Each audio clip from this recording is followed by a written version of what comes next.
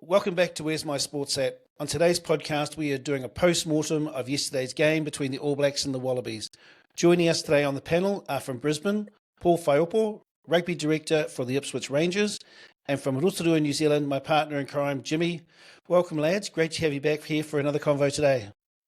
Thanks, gents. Cheers, brother. It's actually, I really appreciate you guys asking me to be on board again. I enjoyed the last one that we spoke about. That was pre the 2019 World Cup, I think it was. Oh, no, sorry, 2023 World Cup, I think it was. 23. Yeah. It was, yeah. And yeah, it was really enjoyable. And again, really, thank you for letting me be on board. Definitely. I think the pleasure is ours to have your knowledge on the podcast today. So I want to kick us off with just finding out from you guys what your take on the game was. Jimmy?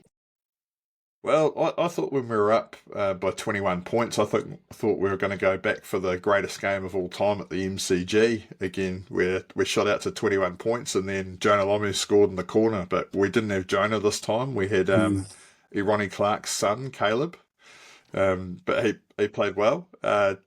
So all in all, I thought the start was huge. But that last 20 minutes again, 0 points through the whole rugby championship, it tells me there's something wrong. Interesting you say that, Jim. The bomb squad, you know what I mean? The group of players that come on. The All Blacks have been, and 2015, 2011, 2015, they were in this position where they could put on players that really could start the game and put on 50 points against oppositions. You know what I mean? So they had the I suppose, like, it was there for them. You know what I mean? When you're getting Beauden Barrett come off the bench at a young age, no one really knows him. You know, you've got the likes of Sam Cane coming off the bench, you know, after Richard McCaw plays 70 minutes of just gut, you know, really tough rugby. And then you got someone that can turn the game just like that with one pilfer or one turnover, you know, and I think that's where we're really lacking is that bomb squad that are coming off the bench and guys that have played a certain amount of tests. Now, we look at Sam Cane when he came off the bench when Richie McCaw was still playing, he was, well, maybe in his 30th, 40th test, possibly his 50th test. Beauden Barrett had already kicked over 30-odd tests, you know what I mean? And you got guys that are coming off the bench. Say, for example, the lock, forgot what his name is. Sam Derry.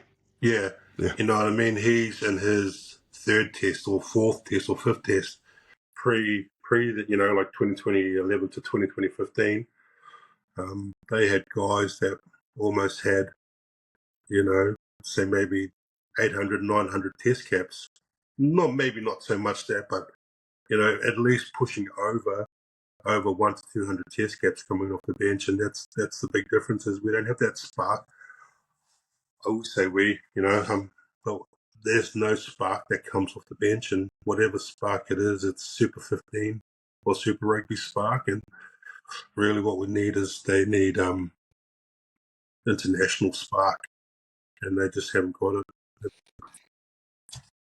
No, I would agree with you on that one. That's a conversation we've been having ourselves. So, but I'm going to park that part because I think that's part of a bigger conversation about where the All Blacks are at, and pull it back to just a bit of analysis around the game that we saw yesterday. I think for me, we lost the game through bad option taking at critical times. We pushed passes.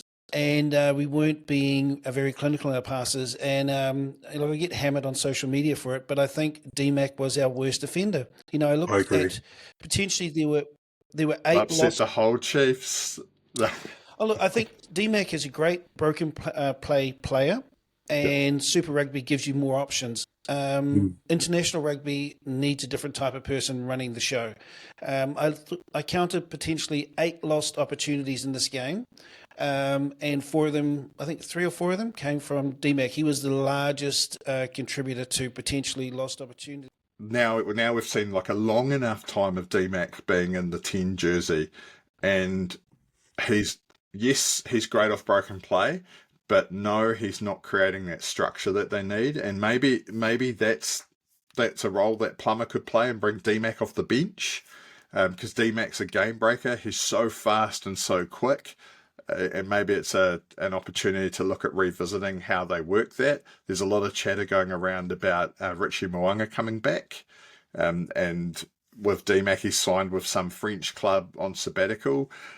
Whether that's going to play into DMac's hands with learning to control the game more, that's an option. It is hard. He has had a long time in the saddle now, and maybe it is at time to say, hey, this experiment might not go past a year. And is it time to put DMac back into fullback, because he is a great international fullback, but is he too small for the high ball? Will Jordan's got a high skill level, but is fullback the best position for him? Once Beauden Barrett's back, is Geordie Barrett the right second five? That was another thing last night. I'm thinking I would like to see a combination with Geordie Barrett and Proctor be built, because the best All Black backlines have been based off combinations, and I'm going to go back to Walter Little, Frank Bunce, Conrad Smith, Mata Nonu. So if other people want to have a go at me online, I've just given you evidence of how it works. So yeah, that would be my take. Yeah. I'm a Chiefs fan through and through, as we all are. Yeah. I just don't see the flow with the other players. And what I mean by flow is, like, I think you said it, Jim, where, the connections are not there.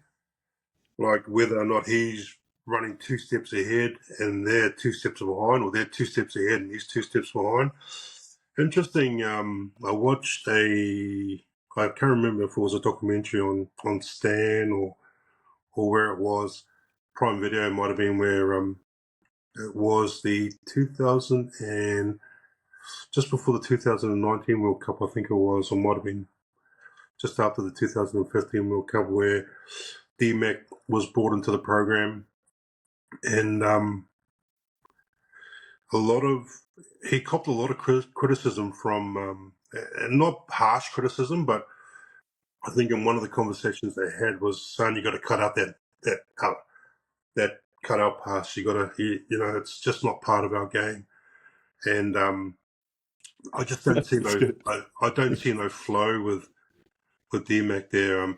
Jim, you said they would have won by. You were positive, that they were going to win by 40 points, and a couple of errors that DMac did.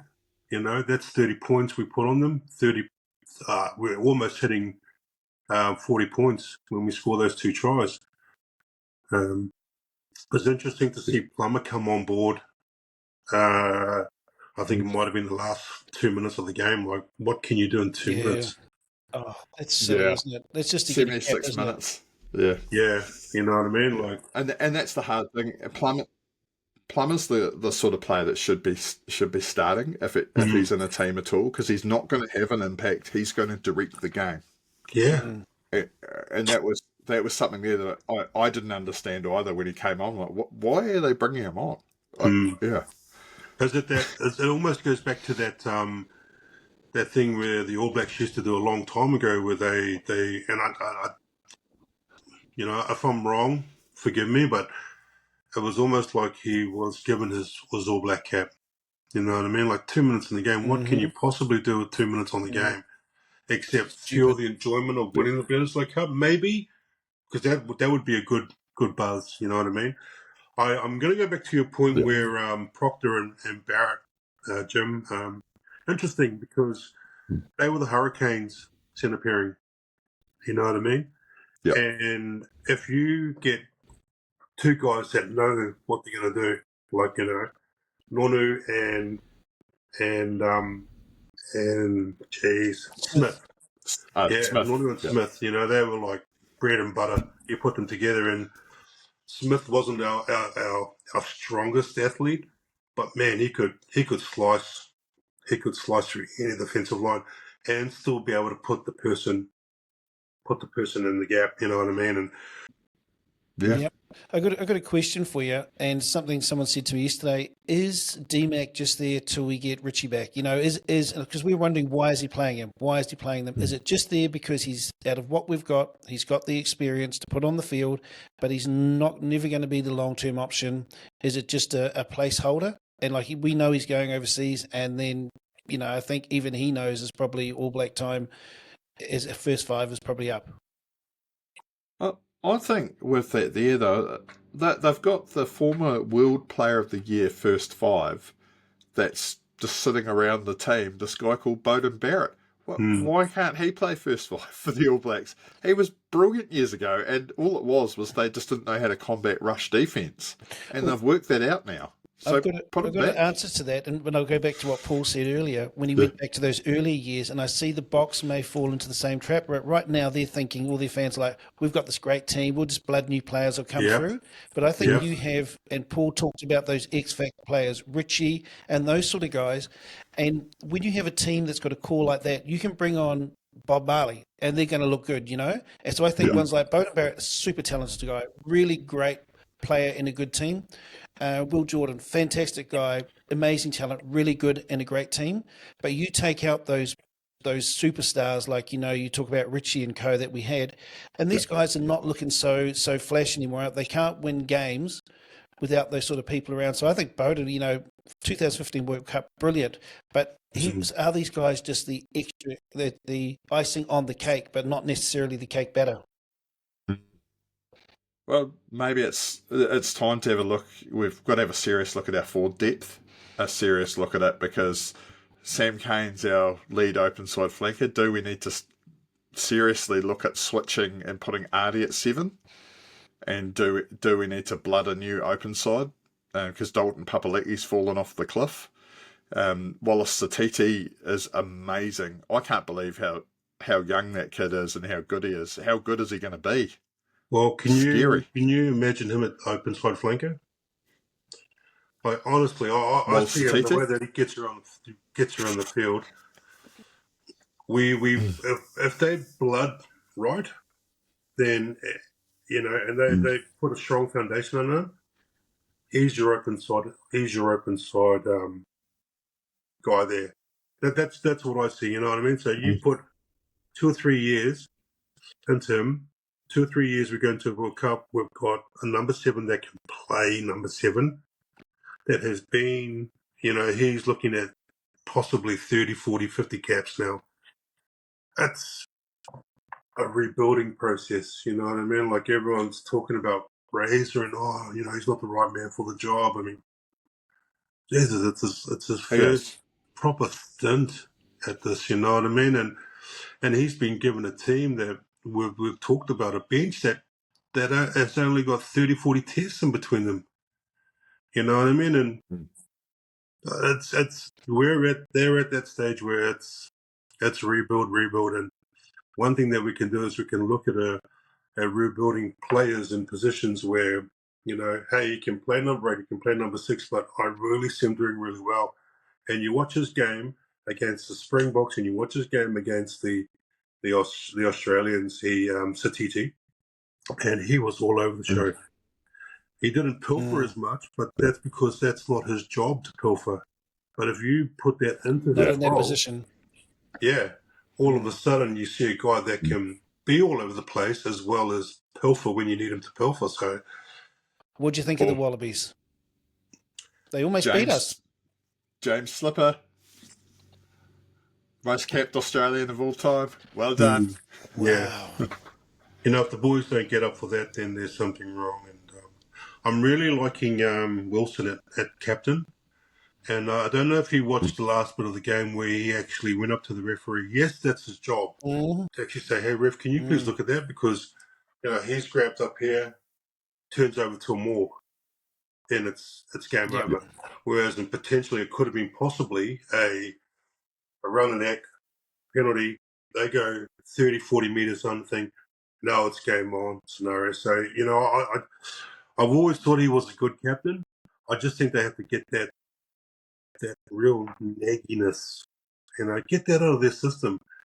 Referees are a yes sir, no sir. That's straight down the middle. If you say, can you look at that? For example, Nick White.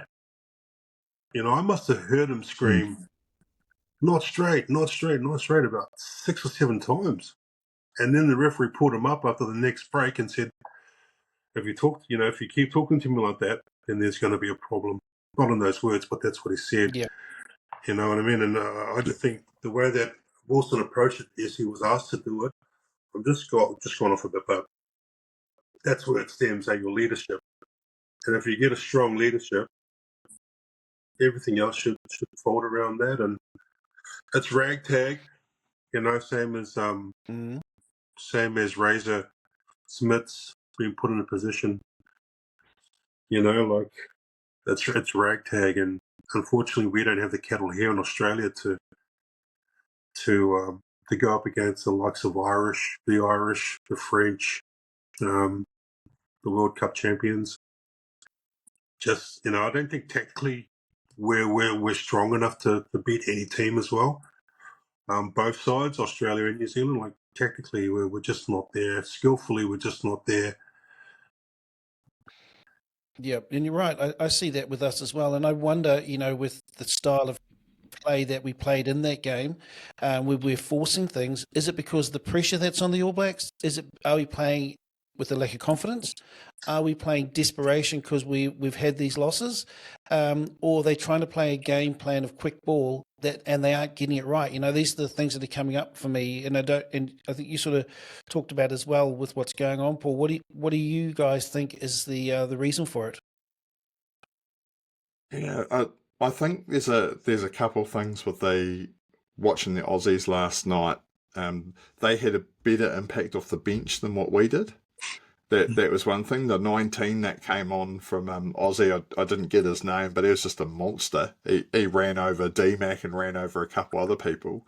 Their impact was a lot bigger. And McDermott, the halfback that came on for, was it Nick Smith? I can't remember the name of the Aussie halfback. Nick White.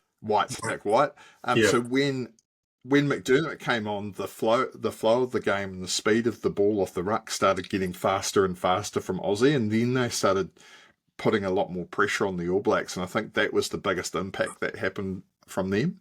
Why are we playing so bad? Why are we making 8 potential lost try scoring opportunities? With these passes that aren't on, we're pushing passes that aren't on. We're not making passes. We're throwing silly options like the one with DMac's flick pass behind him. I just don't think we're that fit. I honestly feel that we are. What happens is all of a sudden you notice our performance and our decisions just look stupid from 60 minutes. Like we're not making correct decisions under fatigue. And that's something there for Nick Gill, who's I think is one of our trainers for the All Blacks. Yeah, they actually need to look at addressing that and saying, are they actually functioning well under fatigue? I don't think they are at the moment. Oh, I agree 100%. We look at how crucial the South Africans are not with us in our Super Rugby game, mate. Yep. So what the South Africans and the Pumas, I got to admit, and the Pumas, what they did for us was they made us fatigue.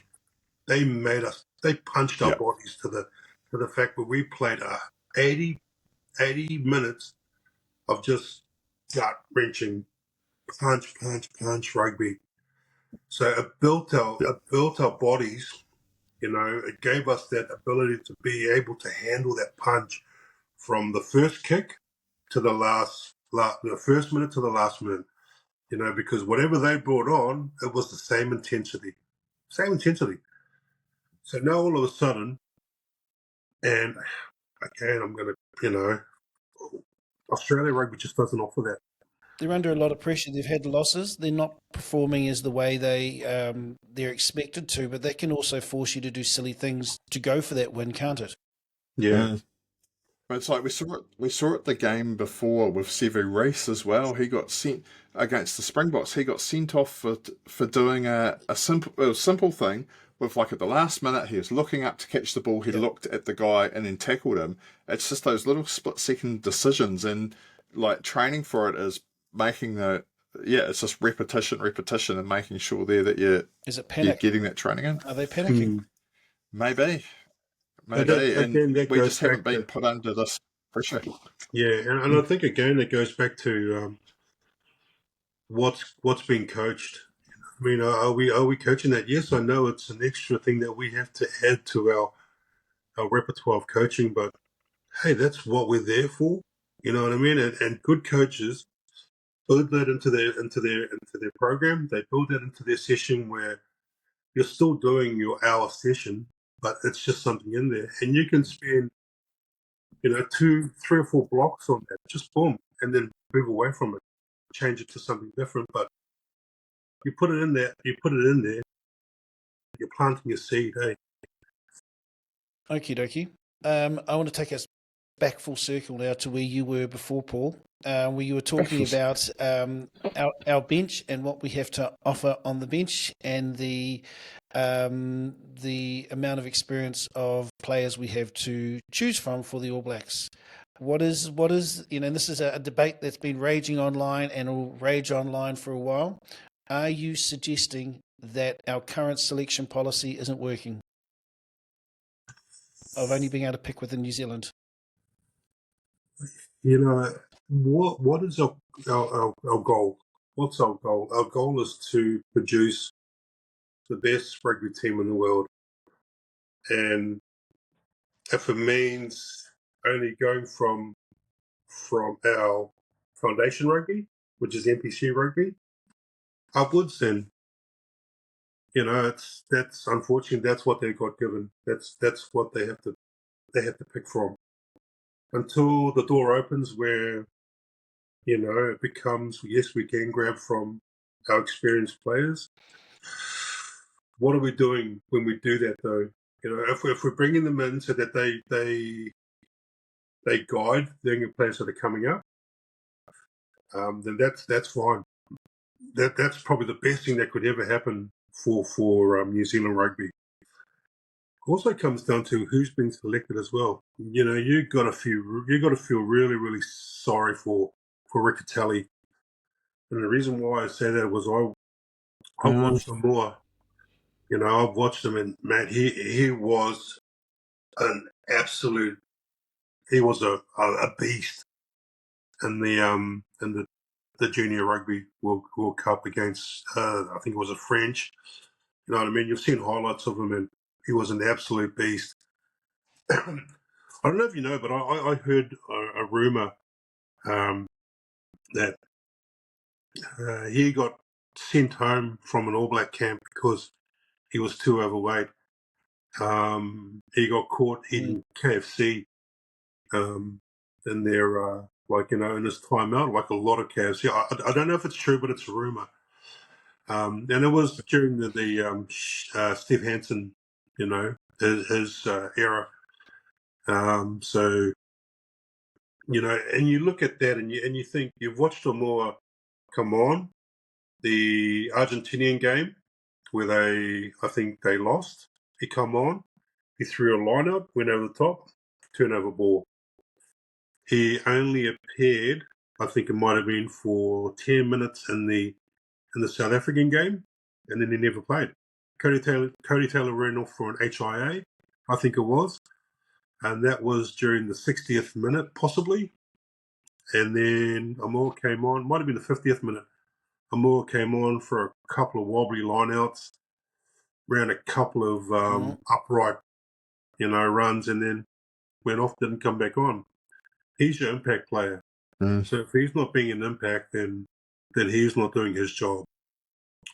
Went on against the Wallabies, and did we notice what he did? Not really, because it's and I think going back to that question, Craig, it's like who are we selecting?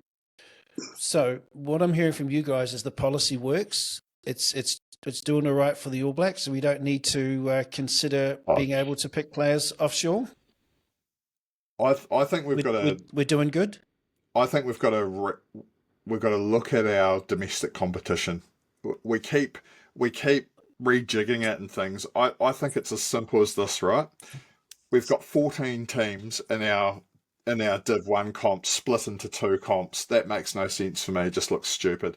But what I'd like to see is I would like to see, yep, we could stick with the Chiefs, Blues, da-da-da, but we add 2 extra teams and combine them using 2 extra teams within the comp to create more super teams. And then that'll bring the level up just slightly. Have 7 teams in New Zealand and then draw the... Didn't work in Aussie rugby?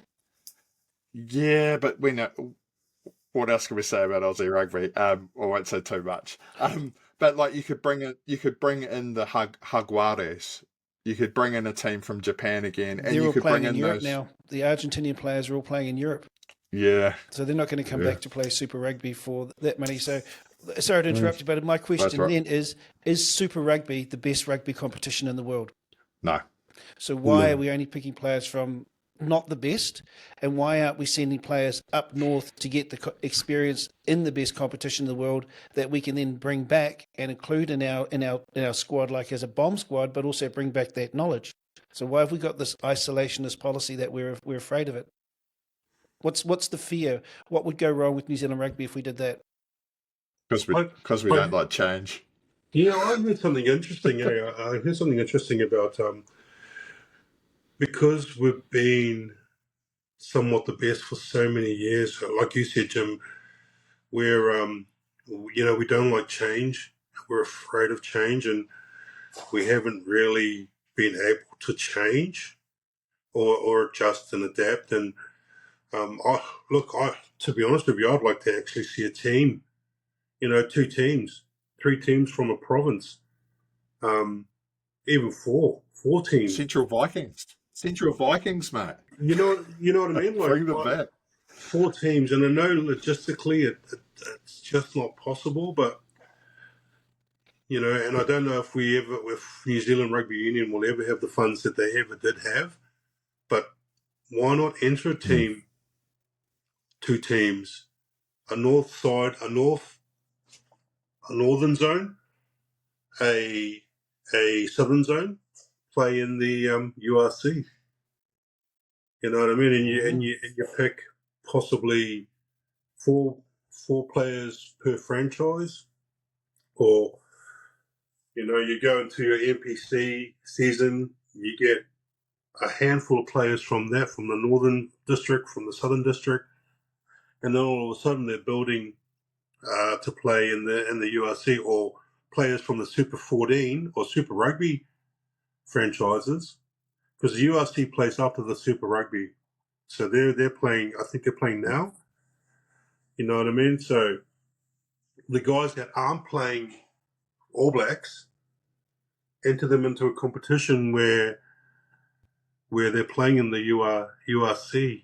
Again, logistically, it's just not possible, and financially it wouldn't be possible, but time zone it wouldn't be possible. But hey, if the South Africans are doing it, then we need to stay intact. If we want to stay intact, we have to jump every mountain that we can possibly jump, and go over every hurdle that we possibly can go over to make one goal, the best rugby team in the world. Mm.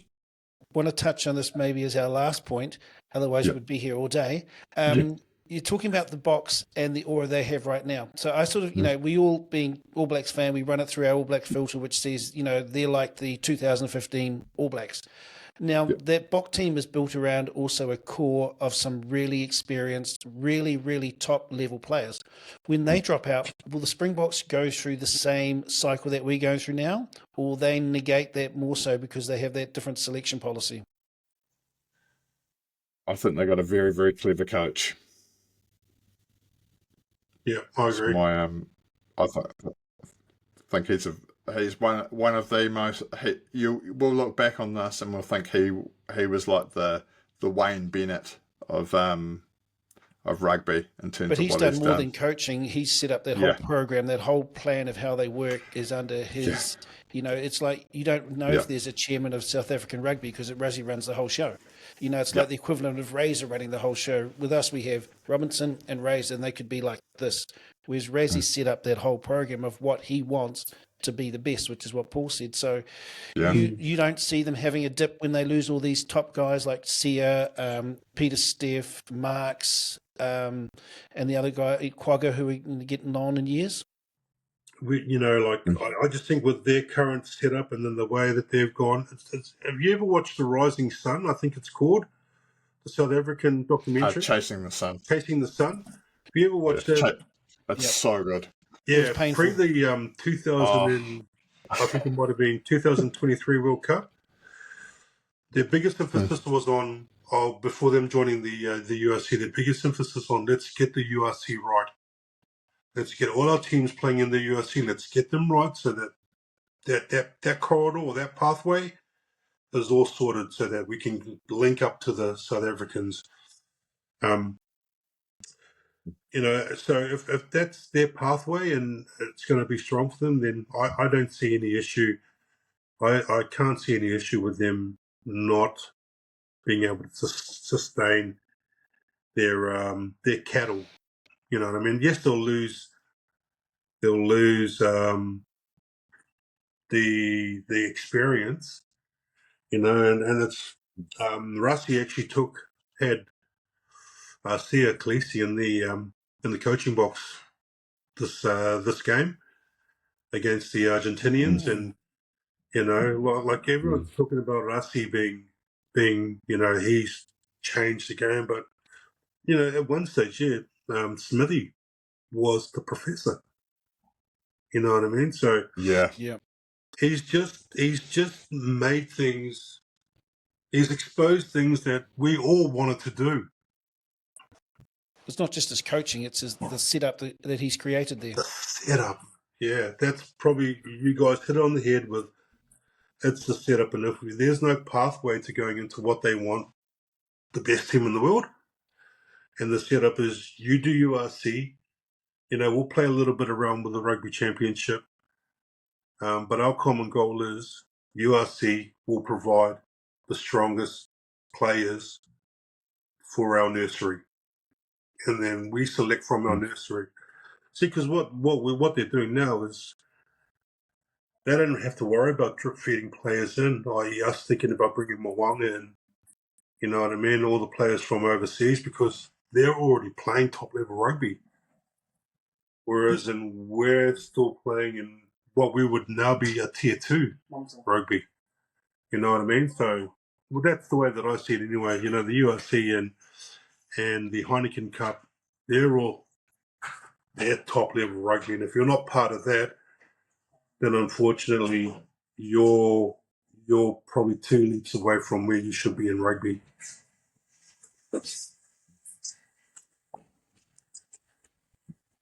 Yep, I can't add anything to that.